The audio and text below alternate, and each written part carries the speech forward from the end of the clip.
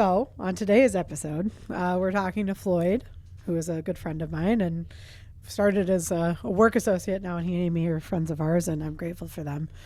Floyd, do you want to introduce yourself? Give everybody a little background about yourself. Hi, Alexis. I'm Floyd Jones. I'm one of the business representatives for Local 176 in Joliet and president of the Illinois Valley Building Trades. And I've been an electrician for 32 years and in the office on staff for our local the last 7 years, and then president of the Illinois Valley Building Trades for the last 5 years, and that's when I met you, and the relationship has just grown fantastic, and I couldn't thank you for more than what you do for myself, my family, and also Local 176 and the Illinois Valley Building Trades. So, well, thanks. You're gonna make me emotional at the beginning of a podcast. Normally not the end until I get that way. How did you become president of the Charitable Trust? Okay. When I came on staff, I was on staff a couple years, and then Steve Conrad, the past president of the Illinois Valley Building Trades, he retired, and then we ended up, I talked to a few people, and we ended up, I ran for the president. I was the recording secretary for a little while there for the building trades, and when I took over as the president, got elected as president of Illinois Valley Building Trades, then that's when I had you come in, and you took over as our attorney for the Charitable Trust, and it's been a fantastic. I'm still grateful for that trust. Oh, absolutely. I know how much you do everything for around the area for the community and that, and for us too, and I couldn't be more thankful. Well, thank you. So the Illinois Valley Building Trades, obviously, for everybody who doesn't know, that's our local representatives from each union meet there and talk about, what jobs are coming up. Tell us a little bit about some other things that you guys do and how you coordinate. Okay. What we usually do, we meet once a week, and we all discuss the upcoming jobs in the area and for the community, and then also how we can better the community by working together with all the different crafts and anything that comes up with the charities or anybody in the area. We take care of the LaSalle Bureau and Putnam County, 3 counties for that area, for this area. And then all the business representatives meet on that Friday, and we come in, and there's I want to say around 2,200 to 2,300 delegates altogether that represent all the different locals and different trades in this area. So it's pretty neat when they meet. They don't just do, they have the golf outing every year. That's the big event that the Charitable Trust puts on, but they don't just do that event. They're in tons of events all year long, and you can't really drive around to an event in Ottawa without seeing the union trailer there, the labor and trades trailer there, because they sponsor everything and help, get things there and make sure that there's people to staff it, or make sure that, kids have introductions to the trades and that there's fun activities for kids in the area all the time. One of the big events that the union's really worked hard to put on is Touch a Truck, which I think is probably a favorite here and has always been a favorite here, but that's very much because of the unions. It didn't exist before them. And I'm part of the co-chair for the Illinois Valley Labor Management also, and that works with the union contractors in the area, so then we can turn around and provide different functions and help out in the area for the community, whatever is needed. So when we did that touch truck, I know all our apprentices for the local they love it. They're involved very much with that. And well, it's such a cute event. How could you not be? The kids are always so pumped to get in the trucks and see everything. And it's all about just, you try to give back to the community that you live in. And it's a great event. We do multiple things, whether it's with the food pantries. That's huge too. That's another one. Yeah. And then one that's close to my heart is the one for the suicide awareness walk that we do. Yeah, thank you. So I'm going to touch on the food pantries too. Sure. I sit on the community food basket board, and when we needed to move into our own building, I called and said, I don't know how we can afford to do this if we don't have some help. And immediately, pretty much every union showed up and helped us in one way or another, getting us either, some materials for free or doing the work for free.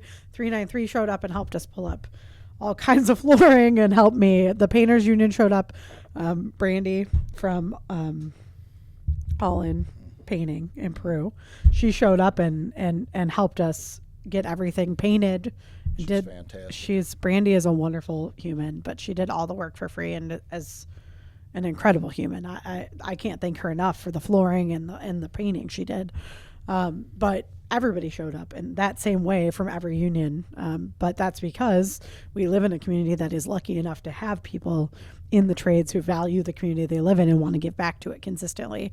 I can say the same thing for not just the food pantry, because that is the reason the food basket was able to get the building and do what they did with the money we had, is because the unions showed up in the way that they did. You guys showed up at the call, but you've showed up at the call 1,000 times. And I ran the tornado relief in 2017. That was the same thing, you know. I remember Jamie McConaughey being on roofs before it was even safe. I mean, before it was probably even safe to be on a roof.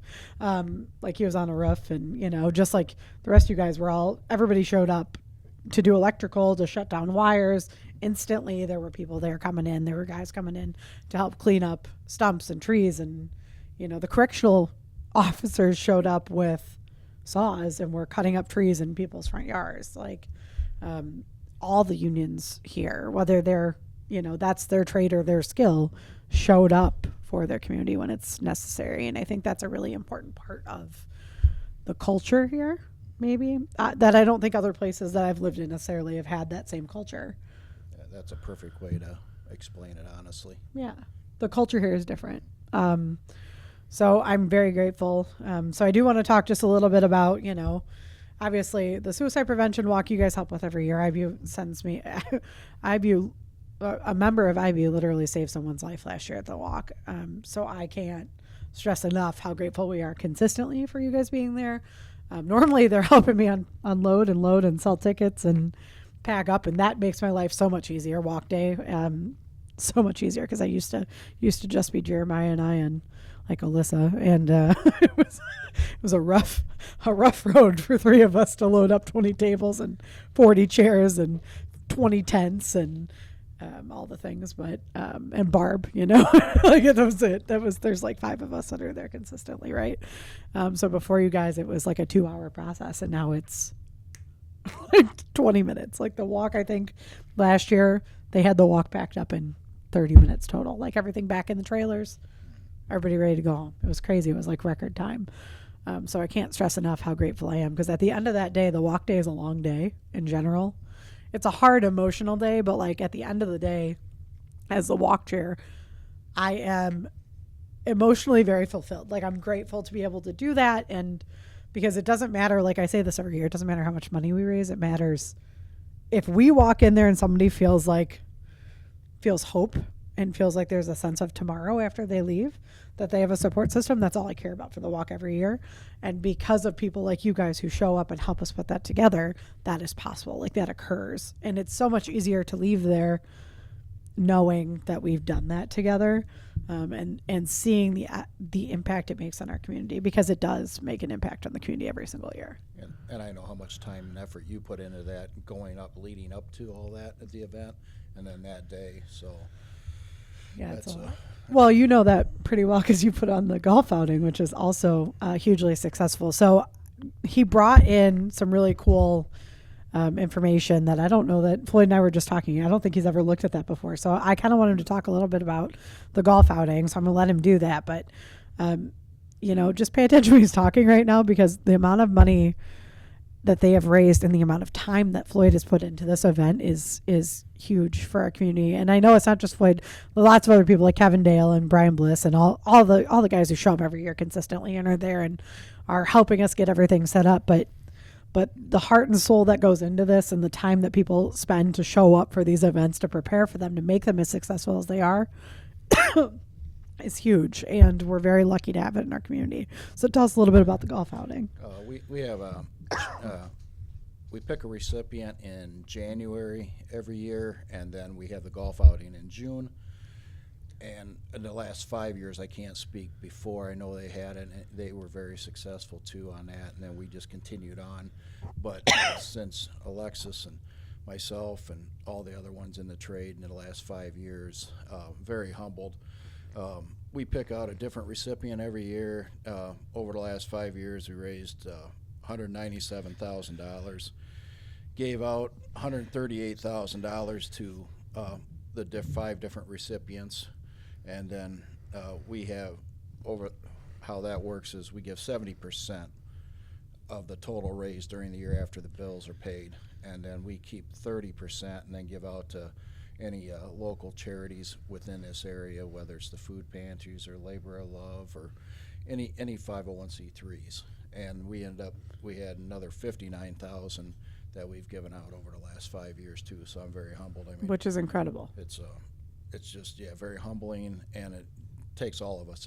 It's a big group effort, and I'm just very thankful to have the really good guys, all the building trades, and yourself. And there's just so many people step up every year to make everything easy, and it's very, very humbling. The golf outing is a really fun and incredibly successful event. I mean, it's full every single year. It is full. Like we cannot add. This year, I think there were teams that had to be turned away because there were so many people that wanted to participate, which is. And Seneca's is very good. Oh, they're have it so out great. there. We have to cut it off at 44 foursomes because they don't have any more carts.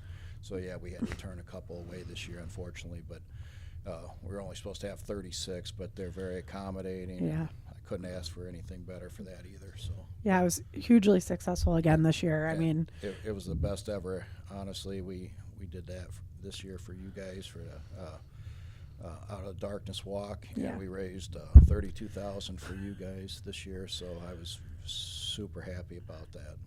And I'm gonna just say it because I'm on here right now. Floyd and I just looked at the page before this started. But as of today, the walk is Saturday. Actually, it just went up. That wasn't what it was when we just looked. The total for Saturday's walk right now is $44,012 raised, and 32 of that came from you guys, and we're just so grateful. But there were 121 other donations other than the huge donation by the Charity and Trades.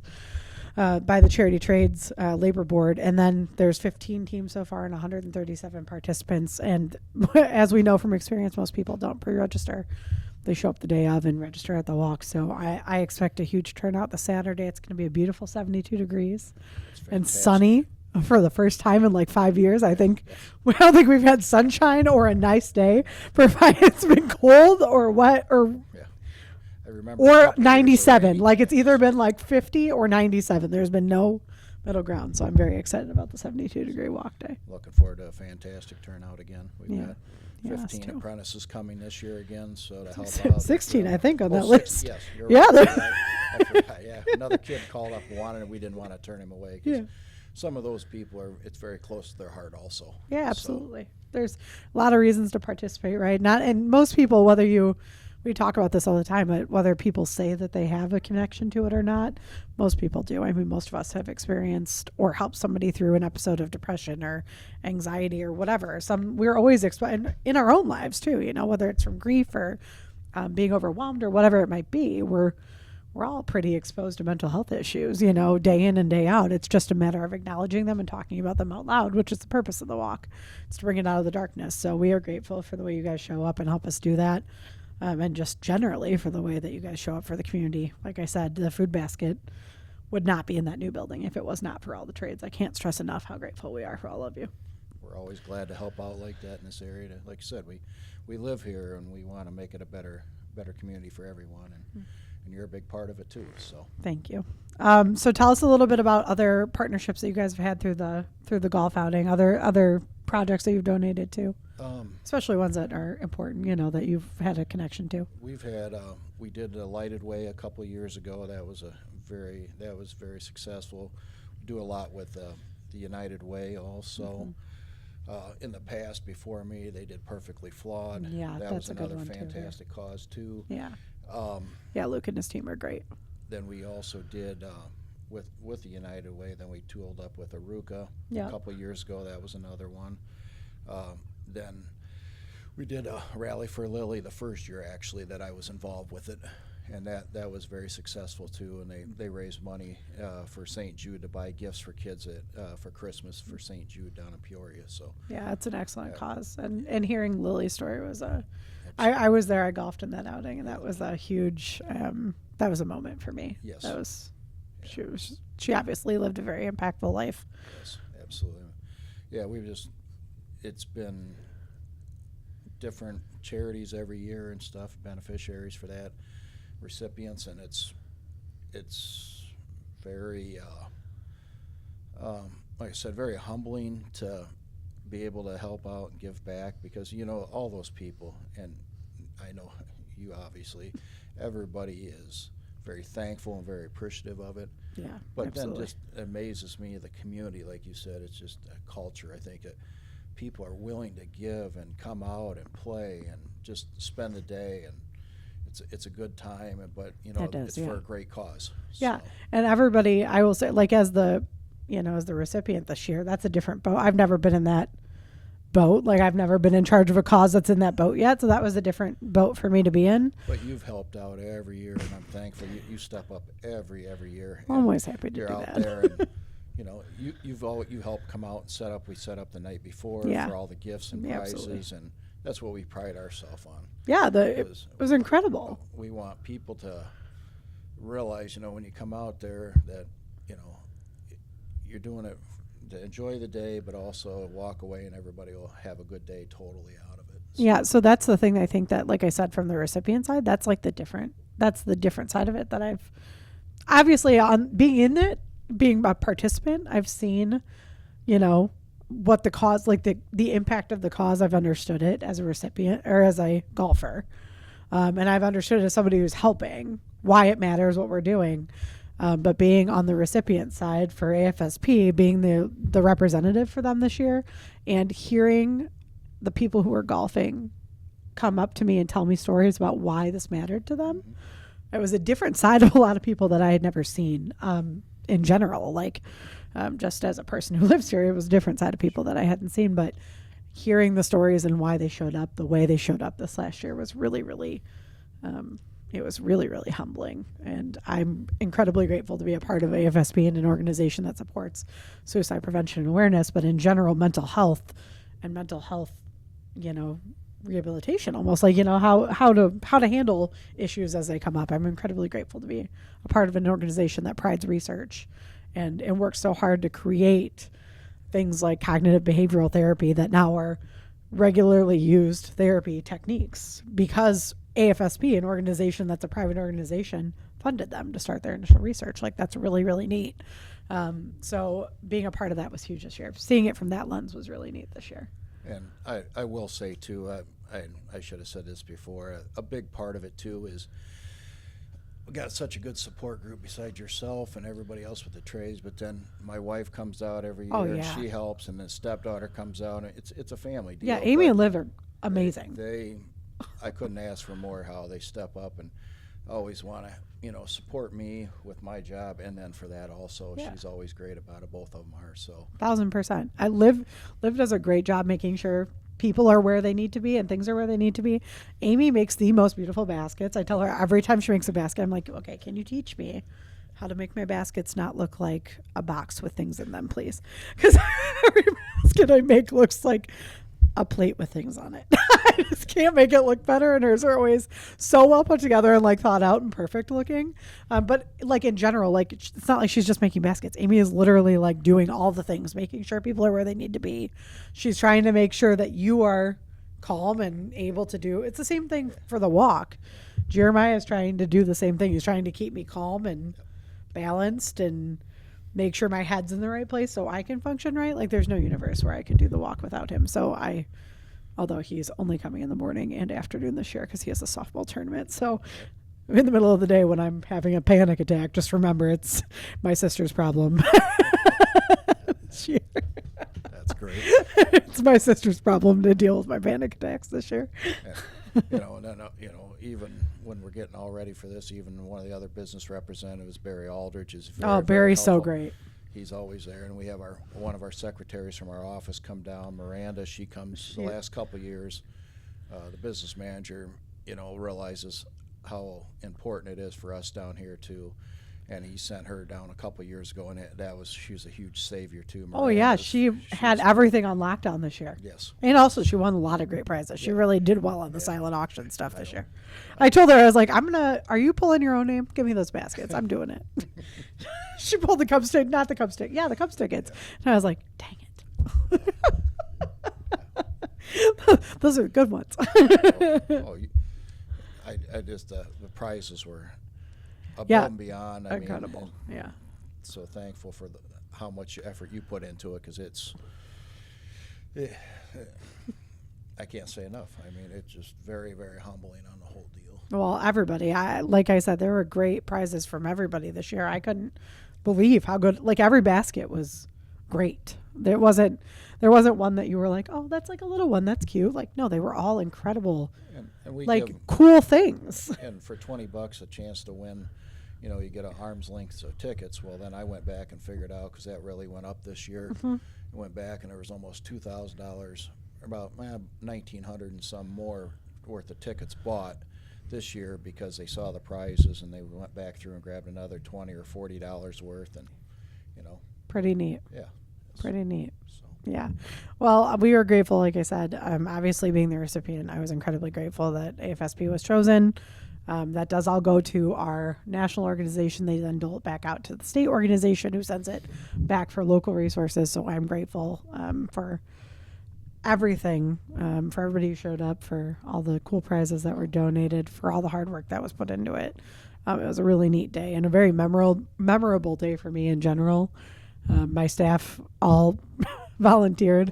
God, voluntold, really. But they would have done it whether they were voluntold or not. They're great. They show up for everything. And they were there the night before helping set up and everything. Yeah. That was Yeah. fantastic. They came out, had that thing set up with a little over an hour, and Yeah. I think that was the fastest we ever had it set up. So Yeah, they were quick. I was very thankful for that too. Yeah, it does help when you can go home and relax a little bit the night before. It helps. Yeah, yes.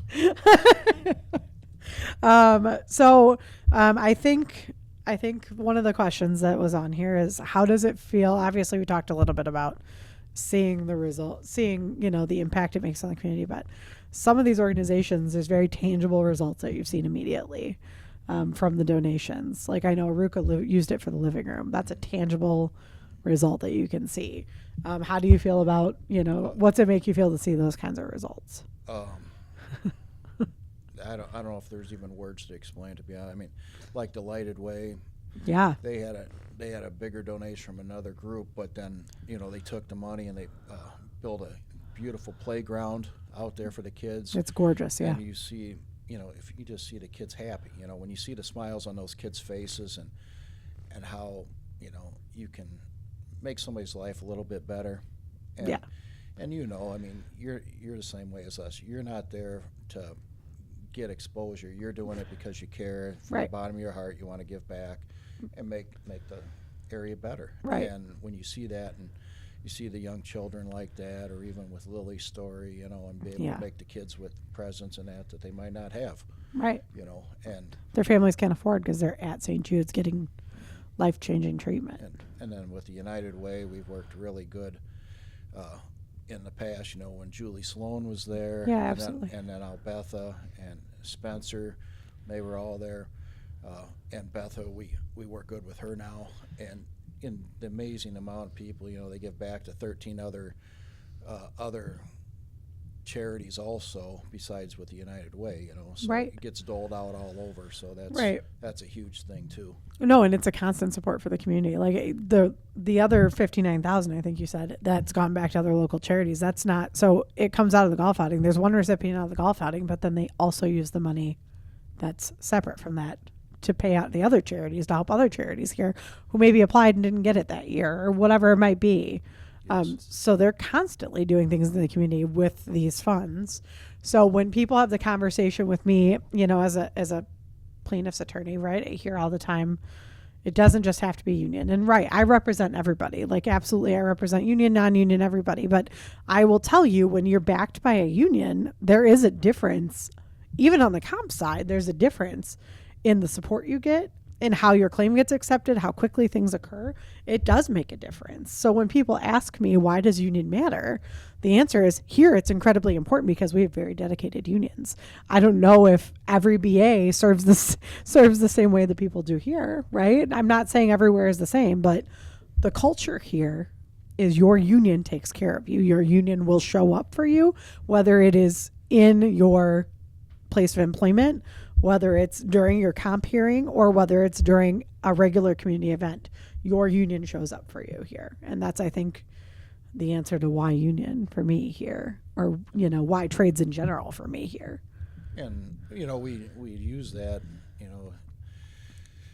we set the standard of living for everyone if you think about it. Absolutely. As far as like wages and everything else. And I think we all really just want the same thing. I mean, we have different, whether it's union, non-union, we all want the same. We're pretty much similar creatures, I think, as far as at the end of the day, you want to make a living wage, own a house if that's what you're looking at. If you have children, be able to help them, take care of them, send them to college or a trade school, either one. Yep. And then have health insurance. That's a huge thing, Yep, more absolutely. and more. And then be able to retire in dignity. Right. And that's really what we're all about, and helping make people's lives better. And you're absolutely doing that here. Whether you're in a non-union shop or a union shop, abiding by taking jobs that abide by prevailing wage does make a difference and allows people to have that same standard of living, and increases the amount of, and think about it from another perspective, it increases the amount of money that people are being paid. So it increases the amount of money that people can spend in the community. It increases the way they spend their money in the community, which makes the community thrive and grow, lowers taxes, and makes life better. There's 1,000 reasons for us to have this conversation, but the work that you guys do and the way that you show up. The reason I think there's difference here is the way you show up for the community. I think that's why it's so easy to say union yes and carry that sticker everywhere here, because the unions here show up in every time there's a problem, without question. And you're absolutely right. I mean, like I said, my dad was an electrician. My mom was actually a high school math teacher. So then when I wanted to get in the trade, the teachers kind of frowned upon it a little bit. They're like, well, why wouldn't you go to college? Your mom was, at the school. She was a teacher. I said, I want to be happy with what I do. So You got it. Listen, and that was when OHS, this is when I was in law school, when OHS shut down the trades. That was from Boston. I was genuinely offended. And this is a kid who was in law school and couldn't do a trade if you wanted her to. I can barely run the tractor. I ran it into our trailer trying to back it up. I'm not even going to lie to you. But I can do it now. I figured it out, okay? It took a little bit, but I figured it out. I'm teachable. I'm just not inclined. But when they got rid of it, I was offended because I have friends who have made more money. They came out of high school and made more money and had a livable wage and have put money away for their kids and have taken care of their entire families based on unions. Based on union wages, based on trade labor. That's how they support their family, and they've done better than some of the kids that I went to law school with or went to college with. College is not for everyone, period. There is no kid that should be told that college is for everyone. It is not for everyone. In fact, our little cousin was talking about going to college, and my husband and I had a long talk with him about whether that was the right choice or whether a trade was the right choice. And you and I had a talk about it, with Jeremiah the one day.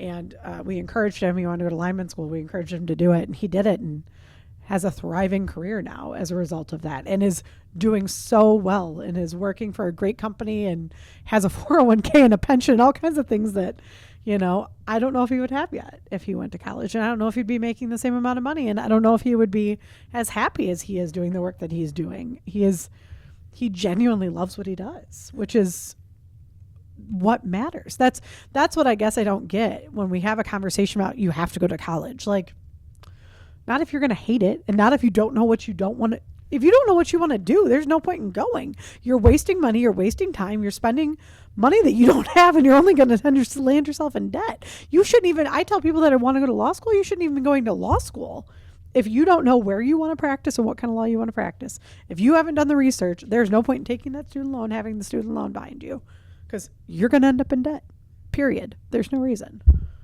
And I'll be honest, I see so many kids that apply for our apprenticeship, and I wouldn't say half, but at least a third of them, they already went to college, and a lot of them have degrees already, and they couldn't find a job that pays them very much, and then they weren't happy, just like you said. So, right. So they come back and they get in a trade, and they love it. And- Well, that's the danger of telling kids in high school, we're going to take away the trades program so you can experience those things. That was my biggest fight when they took that away. You took away the opportunity for kids to learn if that's what they wanted to do.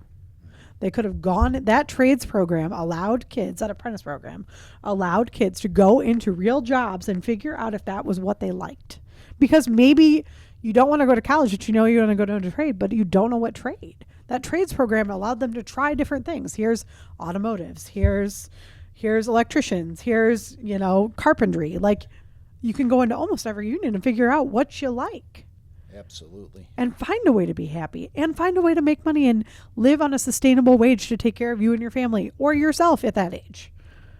Absolutely. And that's what I feel like we're really building a lot of relationships with high schools now with the guidance counselors. Actually, we're going to go speak Friday out at IVCC to all the local guidance counselors, and it's been a great, collaboration in the last few years to sit down and and they're telling the kids that, hey, there's an opportunity. Here's your avenue, because I felt like a lot of times we didn't promote ourselves good enough, so they just didn't know the information on how to go that way. So then they went to college, and then they're racking up a bunch of debt. Well, and there was a narrative too about go to college because it's that there's a narrative there too, right? About high schools care about what the percentage is that goes to college. That's right. That matters. That stat comes back.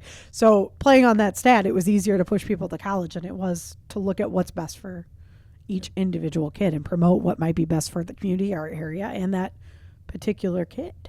And that's what we try to promote to the kids too, is you're getting paid to learn, Right. Instead of going in debt, like you said, because we know that's a reality. A lot of people just can't afford it. The parents can't afford it. You're taking these huge loans out. College tuition's crazy. It's like $44,000 for a private school, and that was 5 years ago. Most of the private schools now are $50,000, $60,000. That's per year. That's crazy. That's crazy. That's a whole salary. And that's our kind of our slogan too. You start out around $25 an hour, and then you get a raise. So in the first year, you work steady. You're making $50,000 instead of being in debt $50,000. Correct. So, And again, trades aren't for everyone, just like college is. There are some kids that I would not have survived. I would have died. But that's the point. Figure out what is for you and do it. Don't try to shove yourself into a box because you're being told that's the only way to go. exactly. Because maybe it isn't.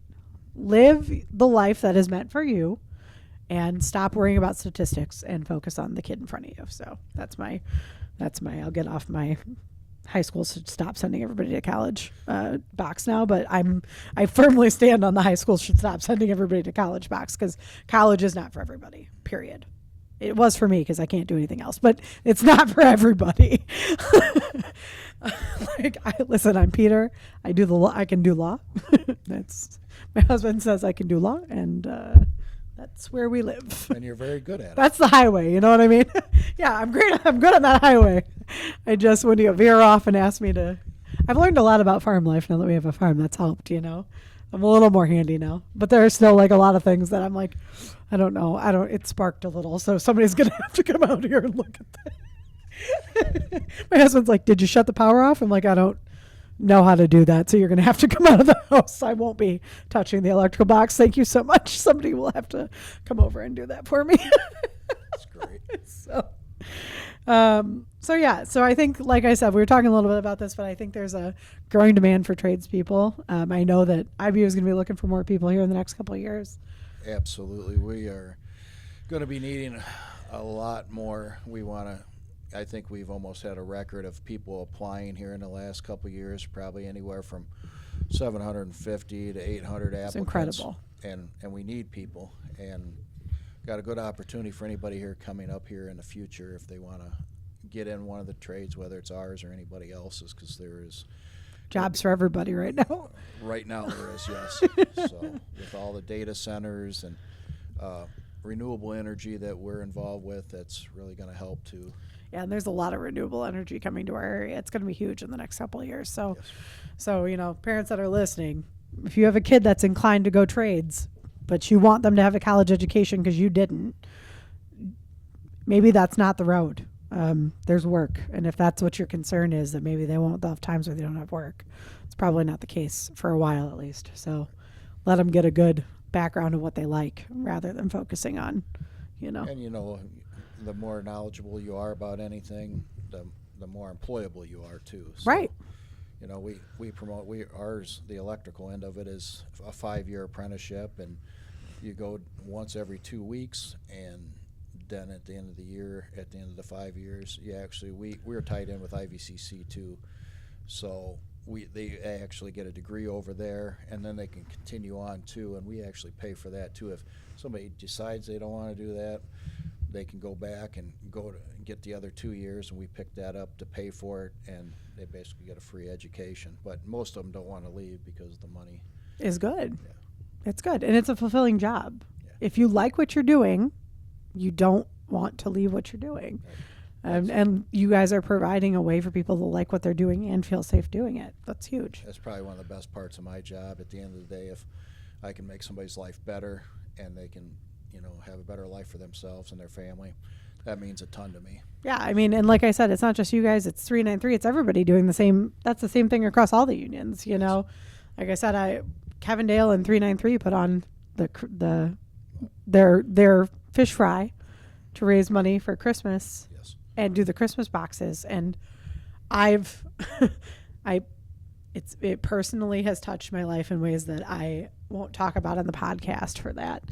You're very instrumental in that too. But I know Kevin's very appreciative. Well, again, all of them, local 393, seeing what it did for people that I love is how I got involved with that particular fish fry, and the way that they give back to the community and show up, and the way that they take care of their members, because it is a member-driven event too. It's members who show up, who staff it, who are working it, who are 100%. Yeah, it's member-driven. They get everything. They put all the boxes together. It's like one of my favorite things to do every year is go over there and put the boxes together. It's super fun to do it, and also I'm OCD, so I like stacking boxes. It's fun. I rearrange and put everything the same, so it's fun for me. But watching how it gives back to the community, and watching how the members get to see how they're impacting their community has been a really cool. Being a part of that's been really cool for me. Really, I think eye-opening for me too. So I'm just very grateful for that opportunity, and for the way, like I said, all the unions here show up in ways for their members and their community that I don't know that occur. They do in other places, but I don't think it's the same culture. Like I've lived in other places. I think that the culture here is different. It's a different culture. We show up harder. It's like the only way I can say it. They will show up at all times. Rain, shine, mud, sleet, snow, USPS slogan, like that's how I feel. So I think that's a, really great part of where we live, and all the unions that are here and the opportunities they offer their members, and how they help their members. I see it from my side as an attorney too, how the unions show up and help their members when they're in trouble or in a workers' comp claim, or, even if they need FMLA or short-term disability, or they have a question about their health insurance. It's so easy for me to call a BA and just get the information. Like, it takes like 2 minutes. I'm like, hey, I just need this. Yeah, I got it. Send it right over. 2 minutes later, I've got whatever I needed. I can understand what their max out of pocket is. I know all the things because everybody here shows up. So again, I think that, consider if you're a kid, not to harp on this again, but if you're a kid who likes the trades, consider going and talking to all the different trades and figuring out what you want to do, looking at what kinds of things you might be interested in, and knowing what the requirements are. Because I view as different requirements than 393 does for application. You have to take a test, so each union has a different application process. Maybe you want to talk about that a little bit. You know better than I do. I can touch on that real quick. You can go online and look under Illinois Valley Building Trades, buildunion.org, and then it'll show you, we have a list of all the business representatives if you're wanting to talk to which union that you're looking to go into, and then also the different requirements, because like one of ours is you have to have a C average and algebra for 2 semesters. Sometimes that hangs the kid up, whoever applies, but they're all listed online there. So then, and we've got them all out to the guidance counselors so they know too. But yeah, you can go right online if there's any questions like that. Well, like IBU has a test you have to take. Not every union has a test necessarily that you have to take, I don't think. So you're right. And ours, it's a math and reading comprehension test. and depending how you rank, it's all through the Department of Labor, and then it's all based through that. But you pass a test, and then you go in for an interview. And But I've driven people, a couple of kids I know that wanted to be an IBO. I've driven them towards, like, there's preps online. So if you're interested in doing that, but you're afraid of the test, there's preps online that you can get that are relatively cheap that you can pick up and do, so that when you take the test, you've already taken one just like it. You already know how you're going to do. You know you're going to pass it because you've worked to take that. The same way I had to take a prep course to take my LSAT. I had to take a prep course to take my bar exam.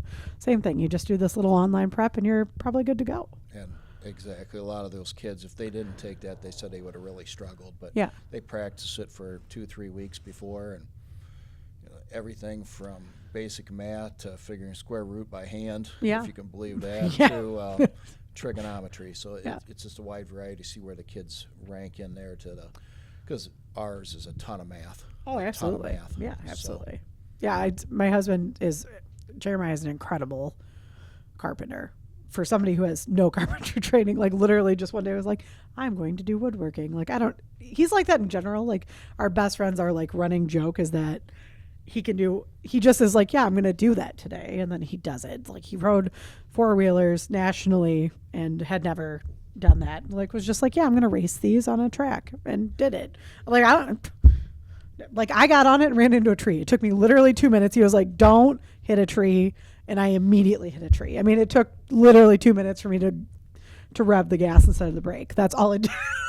And he didn't realize till he was like 5 minutes down the trail and I wasn't behind him. So he turned around and came back. And I was just like, hello, I'm stuck. I'm going to need you to back me out because I don't know how to do that either. So again, like, the running joke is that he's just like naturally good at that. But carpentry is a lot of math too. It's a lot of figure out dimensions and, how you're going to put things together. And he'll just sit down. Like, it amazes me still. He'll have a blank piece of paper and just be like, yeah, this is going to have to be this many feet for me to be able to do this. And then he'll be doing math on the side. Like, there's no universe in again, 1-lane highway. There's no universe where I could do that. But if you have a kid who is inclined to sit down, like, he was really good at AutoCAD too during high school, like, that would have been a great way for him to know that would have been, maybe a trade he could have gone into. If he had the support and encouragement there from counselors to do that, it would have been, maybe he wouldn't have taken till 36 to start woodworking or 35 to start woodworking. But and it goes back to what you said originally, Alexis. It's you got to like what you do. If you don't, at the end of the day, you don't want to be miserable. You want to be happy with what you do, and because you got a lot of years to work. Yeah, he's building us these beautiful shelves in our house now, and built this beautiful dog place bed for Craven because he shreds everything. So you got to do something that's heavy duty. So he built in this beautiful wood bed. You have to love what you do. And he does. He genuinely loves doing it. Built his cousin this beautiful desk. I was like, where did you just do this? Like, you just did it. I came home. He was like, I'm going to build her a desk. And I came home and he built her a desk. I was like, that is crazy. There's no universe. I could be like, yeah, I'm going to build a desk today. I would nail my thumb to the desk and be done within 3 minutes. So I don't know. It's crazy. But for those who have a child who is inclined to do those things, start, or if you are inclined to do those things, regardless of your age, because I don't think there is a cap on that, correct? For most unions. No, there is not. Yeah. So you want to change your life? You want to do something you like doing? Do it. Go apply. There's nothing stopping you.